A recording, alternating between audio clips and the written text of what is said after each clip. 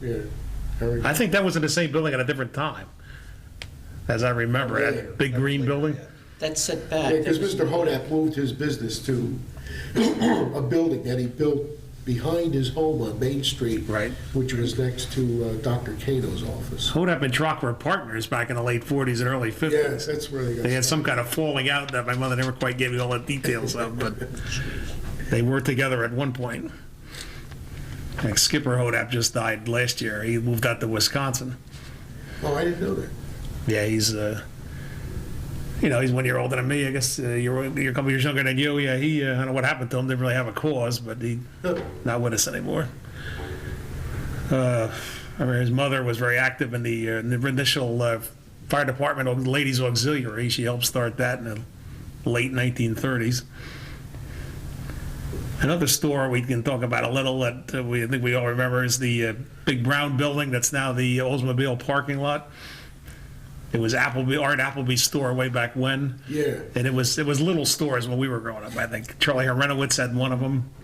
Yeah, the post office was there. Post office was in that for a little bit, yes. And I think there was a shoemaker there at one point, I remember. Yeah, there was also a butcher. Yeah, that was Renowitz. Is that what's... He lived behind me, the little house on George Street right behind the... In fact, he built the funeral home back in the 20s. He sold it to somebody, and they sold it to the Catholic Church, but he used it as the rectory. Yeah.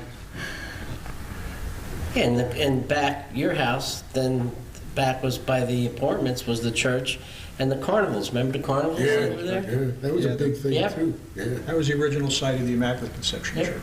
Yeah. Since the I was- Verizon building is there now. I was baptized in that church. I was like, Yeah, they had a big dirt parking lot, like what he says where the Verizon building is now. do you remember, was it Saul Solomon? He would dive off a tower into a flaming tank of water. Yeah, I'm telling you, this is what happened.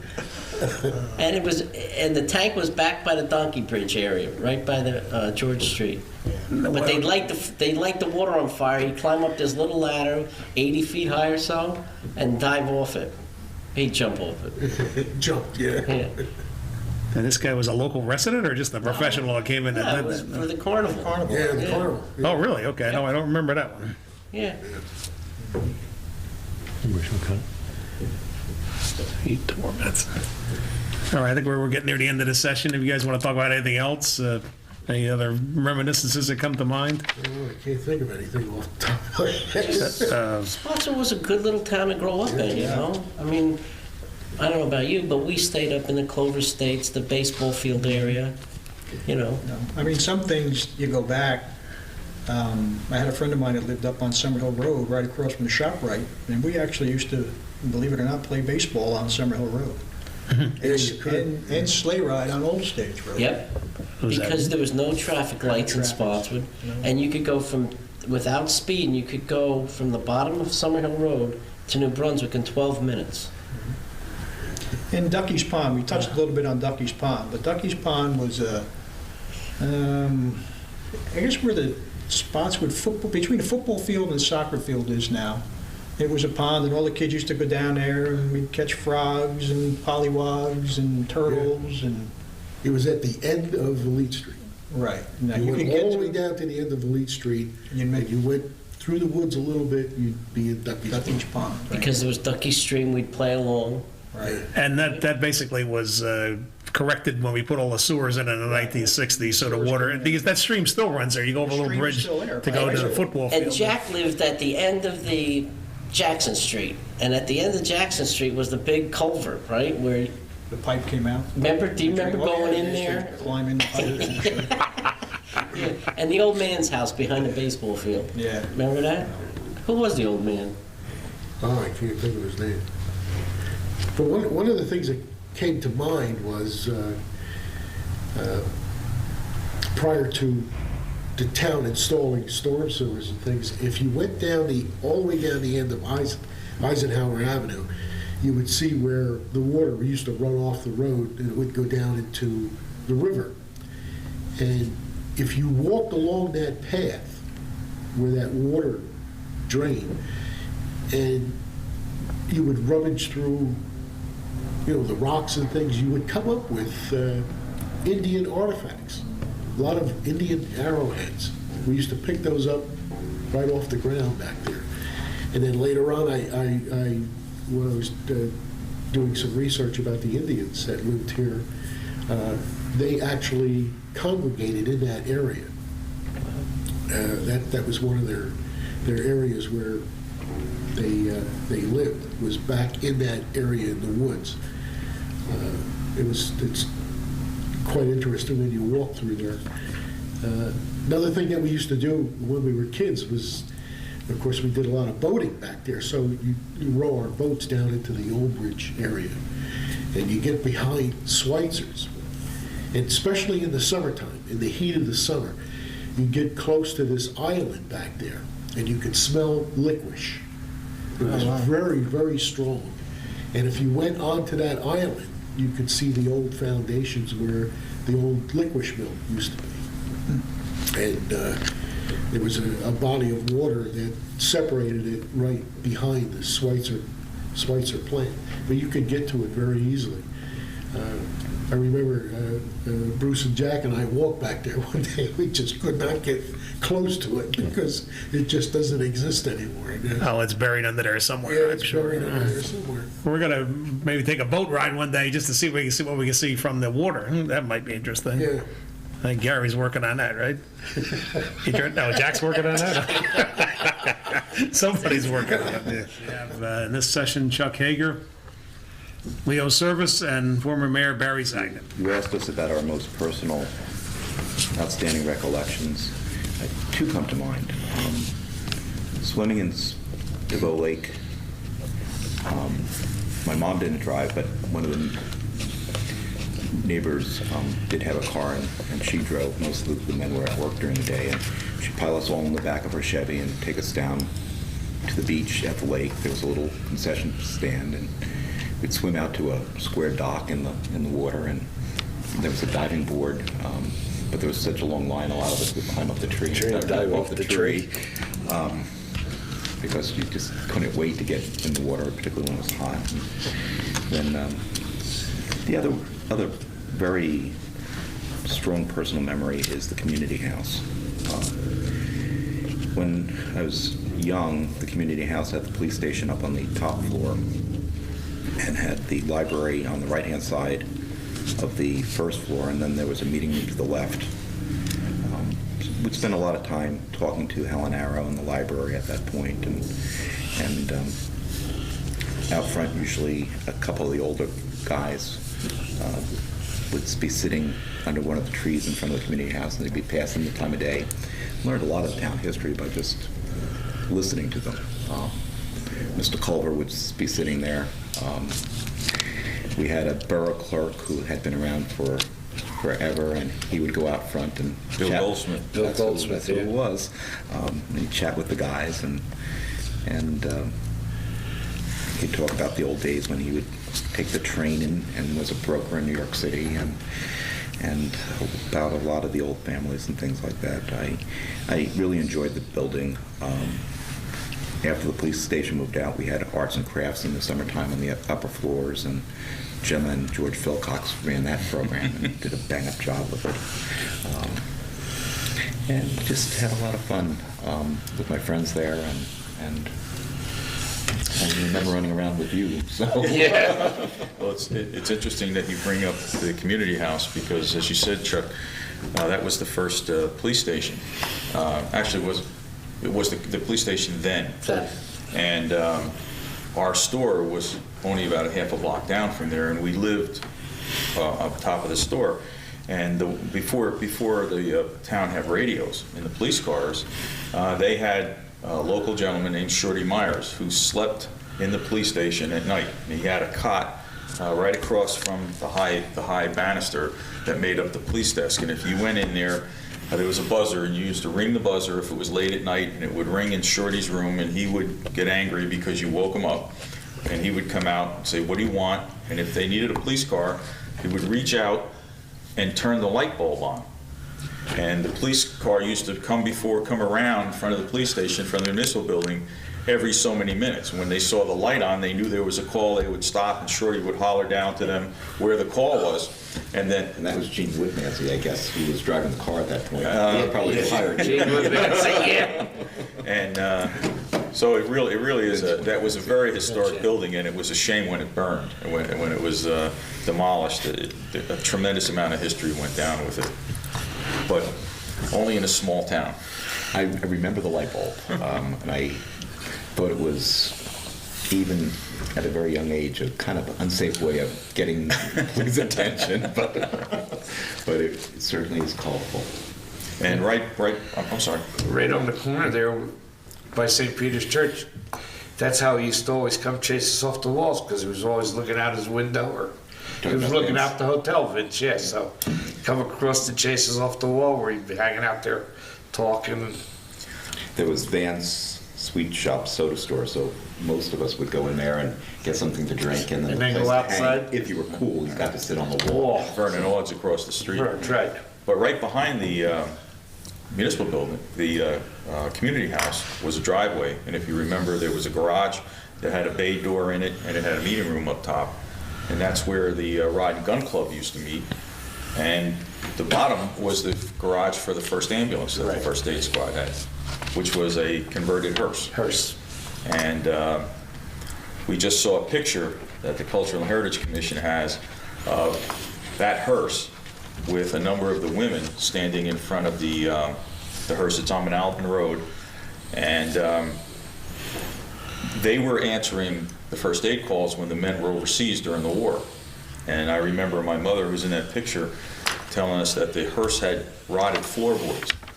And whenever it was raining, whenever they went through a puddle, they'd have to pick up your feet because the water would splash right up inside the hearse, inside the ambulance. And they all dressed in the white nurses' uniforms. Yeah, and I don't remember what happened after the first aid squad moved to their new location on DeVoe Avenue. I don't remember the use of that garage then, but that came down a number of years, that garage, a number of years before the community house was demolished, as I remember it. That's right. And right next to the community house, then you had Castellani's when I was small. Absolutely. And before that, it was the drugstore before The Singers. Singer built his Singer, yeah. building, the hobby shops. And then the drugstore had the hobby shop in it. Right, Yeah. that's when it moved next door out of the old building. Yeah. Castellani's moved in.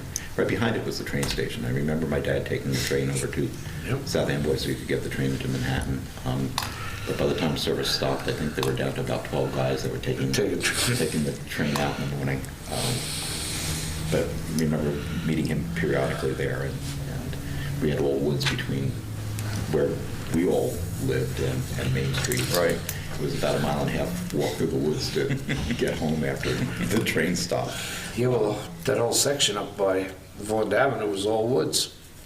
Up where Well, you were using Clover Estates, yeah, they used to be Ducky's up Pond. until 1957, 58, they started building Clover Estates and made the side streets there. We used to go from Vaughan Avenue all the way out to Brunswick was woods till you got 3/4 of the way through, and then you had the Woodmansey Farm and all them out on Brunswick Avenue. Yeah. Or you'd walk to the railroad tracks in the woods. You had to cross Adirondack Avenue. That was there, I think, as you walk through the woods, get up as far as Brunswick. Yeah. But I think it was extended above Burlington when the development came in. Right. I think it kind of ended right there, Right there. as I remember it, just to a path maybe. But that was a lot of swampland and, it was fun, though. oh yeah. We could ice skate on Ducky's Pond. Ducky's Pond was great ice skating. My brother has a whole collection of arrowheads. He still has it. He went back in Ducky's Pond and collected all kinds of fossils and artifacts, and there definitely was Indians here. Yeah. Barry, do you have a memory of the old man, we call him the old man, lived behind a Little League field in that old house? Who he was? I have no idea who he was or what, his I name even. remember his house. The one on Charles Street. I remember the man. His name, I believe it was Halo. Halo, I think was his name. And am I right? I have no idea. Oh, okay. I don't know Jim. And I guess by today's standards, you'd probably call him somewhat of a hermit. He was. Yeah. He had a meager subsistence there. I remember it was kind of a no man's land because our parents said, don't go near the shed and don't go near those shacks because you don't know. But I mean, my understanding, my recollection of him is that I think he was a relatively harmless old guy who maybe was down on his luck and just found some shelter where he could find it. Nobody bothered him, and he continued to expand it. And that was there, as I remember it, that was probably well into the late 50s, because I think it was about the time that they started to develop Clover Estates. Even more so, yeah. That was longer than that, Barry. Yeah, it was into the 60s at That least. lasted until I think they started actually developing the high school property. That building was still back there because he was there alone for until probably about the start of the 60s, and then another guy built the place right next to him, so there were two hermits back there. And I do remember that they had family in town, because I knew one of the sons, but I have no idea what, I'm sure he's long gone, but I don't know where the son is, whether he's still in the area or not. The property that Leo was talking about, do you remember the old Feldbaum's Health Resort?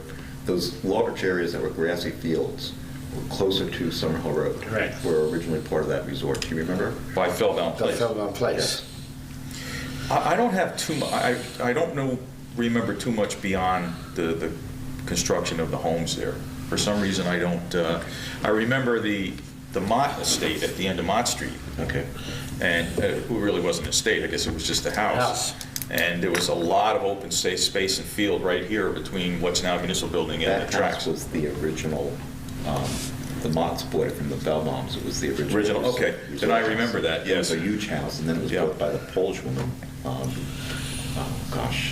Last name began with a W, but it skips my recollection at this point. Yeah, I answered several first aid calls back there, and there was always brush fires going because it was always surrounded by it, and the trains used to set them on fire. But it was, I would say, in the end of its lifespan, that house, it was pretty much starting to deteriorate. It was time, but it was something that went back to the time. Oh, yeah, absolutely. The 19th century. You mentioned the trains coming through town, and you remember classes stopping in Appleby School because of all the noise the coal train would make as it rambled by. Absolutely. Yeah, well, when we were in school, we had to stop every time train went by because we were in the VFW, and that was right next to the railroad tracks when we were in 4th grade. Well, if you remember 3rd grade, 3rd grade was at Helmetta. Helmetta. And I think Kindergarten we first, did at the first aid building, or St. Peter's Rectory. rectory. In that little, the old rectory building before Right. they added that on. And I mean, going to Helmetta was a big deal back then. Yeah. That was really a. Did you walk to school back then, or did you have a horse and carriage, or how did you? Barefoot.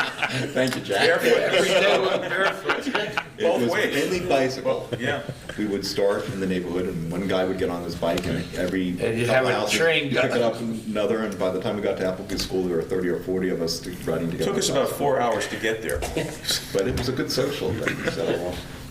And the reason why we had classes in the firehouse and first aid building and St. Peter's was there was just not enough classrooms in the public school system, so they rented any available spot, and they had built Clover Estates. The population of the town more than doubled. As late as maybe 1952 or 3, the only school in town was still Birchall, right? In 53. Yeah, Appleby came along shortly after that. Yeah, they built the Yeah. front part of Appleby. But Appleby was only that front little section Front on hall Village Street. of Appleby was built. There was no wing to it or, And then Mr. Broder, when he built Clover Estates, built Shulman. So that came probably around 58 or so when they broke, because the original part of Clover Estates was just Meadowbrook Manor. that yeah, they little- extended Ford Avenue, Yeah, yes. the lower end of, yep. And then they broke through into those cornfields and built the upper part of Clover Estates. And I think that was Patron and Markheim, wasn't it, that built those P&M? I think they built Clover States. No, it was Mr. Broder. Broder. Markheim and Patron built all the Willa Clark Circle area. That whole section was theirs. And then L&L was Latour and That's it, Laufenberg. yeah, Berg, yeah. Yeah. So- Yeah, that's how come they're named Ford Avenue, L&L Boulevard, Mady. Right, that whole crowd. I see on our list of possible discussion items, we have the location of some old businesses and buildings. And I know between us, we can get a lot of these. The old firehouse was facing the current firehouse to the left. Right. Was the location of and I don't want to say if that's the original, but that was the one that we have pictured in our borough. Back farther toward the river? No, if you're facing the building, right now, if you were Dr. Sani's office facing Right. the firehouse, it was to the left of its current I location. think the garage of the auto dealership is part of that original firehouse. Firehouse. Okay. There are 3 stores, if Barry or any one of you, we could not find, we couldn't confirm a location at least. One was the Ed Underhill store, you had United Bargain Stores and American Stores. We theorized the Underhill store is on a corner of Main and DeVoe, we're not really sure. The other 2, we have no idea. We believe they are in town, but we don't have a location. I think you're right about Underhill. The other 2 don't ring any bells with me. We got these from minutes of old council meetings when they were paying bills. We figured they were somewhere local. You did locate the post office, which I guess was on Main Street, adjacent to the property that the Exxon sits on now. Well, before that. Before that was But before that, it was down St. Peter's. by St. Peter's Church. Oh, that's in that little strip, right? strip. Okay. Yeah, because it moved up to that square building where Art Mr. Appleby. Donnelly has shoe repair. Yeah, it was Art Appleby's store once upon a time. Applebee's. There was Appleby Insurance. Well, no, this is Art, 1909. It was Art Appleby's store when he was mayor. Where, next to, The building that I think became Krauser's might have been Applebee's store. I'm not sure, though. Yeah, we're not- I think it was where the parking lot is for, what do you call it, the car dealer. Oh, okay. Yeah, that was a big brown dirty building when I was a kid. Renowitz had a meat market in there. Right. And Herenowitz, then Pat DiStefano, the builder, had his shoe repair in the Yeah, middle. shoe repair, I remember there, yeah. And in the middle was, that was a I think it rotated a lot. it was a little butcher shop, a little mom and pop. The name will come to me in a second. And then One of the Dohertys married the grandson of the owners of that. if you went on the other side of DeVoe, you had on the corner, you had Vans, the sweet shop, right? And then you had Goshi's hardware store. yeah, Gorski's? Gorski's. Well, no, on that side was, I remember it as Vernon Odds. Okay. Burns was right on the corner. Well, DiStefano had a Insurance was yeah, right real on the estate. corner. Right, yeah. Then Next you to had it was, the Verns. next to it was Vern's. And then the little green. Shumsky's. The little, Green, which is now on the where the limo place is right now. Yeah, that was the hardware store. That was Gorski. Gorski's That was hardware. Gorski's No. garden, wasn't And it? there was another sweet shop there. There was 2 sweet shops there. Yeah, there was a sweet shop that was torn down on the other side of Gorski's, Yep. I think, yeah. And that's probably in the early 50s. Because I remember that was a big deal. We weren't allowed to go, we could run over to Vernon Odds and get a lime Ricky and get ourselves back to the house House. because we weren't allowed to hang out there. Because that wasn't a good Some place to beavers hang. around there, I think. Fleet's Hotel is easy. That was right on the corner of Fleet and Main. It was the old Appleby Hotel, Spotswood Hotel before Right. Fleet's. Dickley's Railroad Hotel. Before Izzy Singer ripped down, it was called Van Cleef's by that point, but it was that hotel that sat right next to the railroad, between Snow Hill Street and the railroad station. Okay. Snow Hill's Repair Shop. I'm not sure on that one. West End Hotel, That was where the old Methodist, that's where the Methodist church is now. because the Methodist Church was right across the street on the corner of South, right? And then, The Methodist church, there wasn't no Methodist church. The Methodist church used the community house originally, until they built one. oh, I thought originally it was on the corner of South Street and burned down. And then they might have been in the community. That's where I know that was There's a where the bakery rectory on- was. There was a bakery on one corner. South Street, that's where the minister lived, on the corner of South. Okay. But they always used the community house. It was Okay. back then. Well, They were having- how old is this Methodist church is there now? The 50s or 60s? Or? Yeah. Yeah, 1960s. gotta be 60s. The Catholic Church was a white church that kind of matched the other two white churches for the Episcopalians and Spotswood Reformed Church. And that's where Spotswood Greens is now, and the telephone company. And the funeral parlors where the rectory was. And across the street from that was the Polish American Club. Hall, yeah. Right, and It's that- right where the bank is now. It was green when we were kids, but it was Whitney Hall before that, so it goes way back. Actually, it's, Calder's house still stands there, and if you look to the right, they had the garage that's now demolished. Right. And then was the Polish American American Club. Club. Right. And then, because the bank didn't have the drive-ins then. No, Right, it then was just then a he main had the building. little bank, which was, Exactly. and their Heckman's Funeral Home was over where Pixie Preschool is originally, because that was Holtz's. It was Holtz's funeral. When Schultz was from Englishtown, and he had a yeah. funeral parlor there and whatnot. And Bill Ekman ran it for him for the many years, and then he split up and got his own funeral home, which became Ekman's over where the rectory of the Church Catholic was. churches. Right. Right. That's right. And I think between the time that the church had it and Bruce's family bought it, my family lived in there. Okay. And an uncle, Charlie Rosenfeld, was a constable or a sheriff here in Spotswood many, many years ago. So we'd been in that house many times. The first aid history, Leo, I think that one's yours, so. This is the man would know the first aid history more than anybody.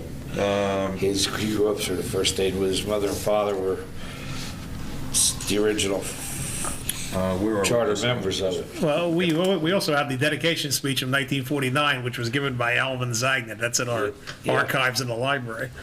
The first aid, I think they were incorporated in 1941. I think it's what our patches It say. says, I think it was October. October 1941, and they started out with, the new building on DeVoe Avenue, and I'm not exactly sure what year they moved in there, but I think the deed said 1946, 47. And then it was only the 2 bays. Was that a reconverted mill building at that point, or you built a whole new one?